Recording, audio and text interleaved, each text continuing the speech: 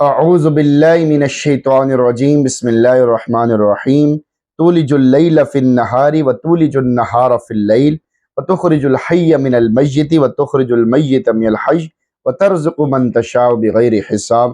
سورہ آل عمران آیت نمبر 27 آسمانی طاقتیں اللہ کے قبضہ قدرت میں ہیں۔ تولج اللیل فی النہار، تو رات کو دن میں داخل کرتا ہے، وتولج النہار فی اللیل، اور دن کو رات میں داخل کرتا ہے، یعنی کبھی رات کو گھٹا کر دن کو بڑھا دیتا ہے، کبھی اس کے برعکس کرتا ہے۔ مثلا ایک موسم میں 14 گھنٹے کی رات اور 10 گھنٹے کا دن ہے، چند ماہ کے بعد رات کے 4 گھنٹے کاٹ کر دن میں داخل کر دیے، اب رات 10 گھنٹے کی رہ گئی اور دن 14 گھنٹے کا ہو گیا۔ یہ سب الٹ پھیر تیرے ہاتھ میں ہیں، کیونکہ شمس و قمر وغیرہ تمام سیارات تیرے ارادے کے بغیر ذرہ برابر بھی حرکت نہیں کر سکتے۔ اس سارے نظام میں تیری قدرت، طاقت، رحمت کی دلیل بھی ہے اور عقل مندوں کے لیے نصیحت حاصل کرنے کا ذریعہ بھی ہے۔ وہ ذات جو دن رات کو گھٹانے بڑھانے پر قادر ہے، وہ ملک دینے پر بھی قادر ہے اور لینے پر بھی قادر ہے۔ اب اللہ رب العزت اپنی قدرت کاملہ کے حصی مظاہر ذکر فرما رہے ہیں، جس سے اس کی قدرت کاملہ واضح ہو جاتی ہے۔ وَتُخْرِجُ الْحَيَّ مِنَ الْمَيِّتِ وَتُخْرِجُ الْمَيِّتَ مِنَ الْحَيِّ، اور تو ہی مردہ سے زندہ کو نکالتا ہے اور زندہ سے مردہ کو پیدا کرتا ہے، یعنی انڈے کو مرغی سے پیدا کرتا ہے اور مرغی کو انڈے سے پیدا کرتا ہے، آدمی کو نطفے سے پیدا کرتا ہے، نطفے کو آدمی سے پیدا کرتا ہے، جاہل کو عالم سے پیدا کرتا ہے، عالم کو جاہل سے پیدا کرتا ہے، کامل کو ناقص سے پیدا کرتا ہے، ناقص کو کامل سے نکالنا تیری ہی قدرت کا کام ہے۔ جیسے حضرت ابراہیم علیہ السلام کو آزر سے پیدا کر دیا، ان کے والد مسلمان نہیں تھے، اور حضرت نوح علیہ السلام سے کنعان کو پیدا کر دیا، اب بیٹا مسلمان نہیں ہے۔ وَتَرْزُقُ مَن تَشَاءُ بِغَيْرِ حساب، تو جس کو چاہتا ہے بے حساب رزق دیتا ہے۔ واضح ہے کہ حساب کے 2 معنی آتے ہیں اور یہاں دونوں ہی مراد لینا صحیح ہے۔ ایک یہ کہ اس کے معنی لیے جائیں کہ بغیر گنتی و شمار کے، تو اس صورت میں مطلب یہ ہوگا کہ اے اللہ، آپ اپنی حکمت بے پایاں، بے انتہا حکمت اور اپنے علم کامل کی بنا پر جس کو جو چاہے نعمت دے دے اور بغیر کسی حد حساب کے جتنی چاہے عطا فرمائے۔ دوسرے معنی یہ ہے کہ حساب کو حسبان و گمان کے معنی میں لیا جائے۔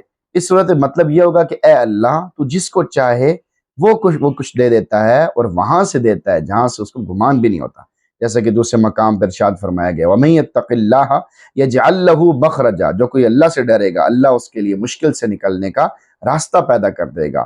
وَيَرْزُقْهُ مِنْ حَيْثُ لَا يَحْتَسِبُ، اور اسے ایسی جگہ سے رزق عطا کرے گا جہاں سے اسے گمان بھی نہیں ہوگا۔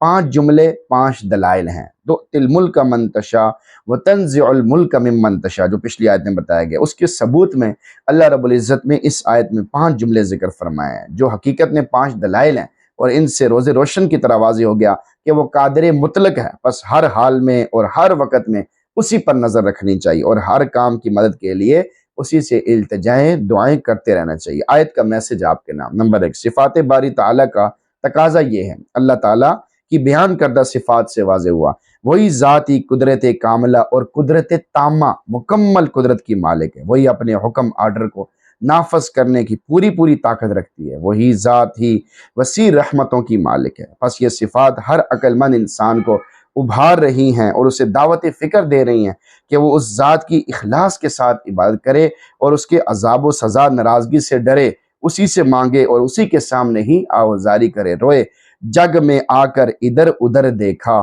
تو ہی نظر آیا جدھر دیکھا۔ محبت کس سے ہونی چاہیے؟ نمبر 2، اللہ رب العزت نے اپنی صفات کاملہ کو بیان کر کے اس طرح بھی اشارہ کر دیا کہ ہر آدمی کے لیے ضروری ہے کہ وہ اسی ذات پاک سے محبت کرے جس کے مثل کوئی ہے ہی نہیں۔ نمبر 3، دائرے میں رہیں، کہیں ایسا نہ ہو کہ ذلت کی چادر اڑا دی جائے۔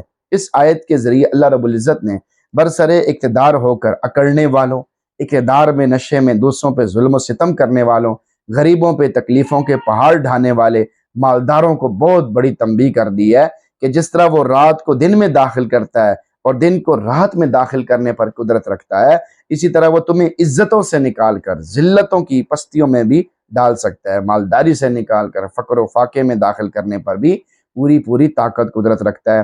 بس یہ لوگ انسانیت کی حدود میں رہیں، کہیں ایسا نہ ہو کہ عزت کے بعد ذلت کی چادر اڑا دی جائے۔ اللہ کی پکڑ بڑی سخت ہے، اللہ کی طاقت قدرت بہت زیادہ ہے، لیکن اللہ کا صبر بھی بہت زیادہ ہے۔ اللہ تعالیٰ بہت زیادہ صبر کرتے ہیں۔ اللہ تعالیٰ کا صفاتی نام ہے الصبور، یعنی صبر کرنے والا، انتہائی صبر کرنے والا، بندے کی توبہ کا انتظار کرنے والا۔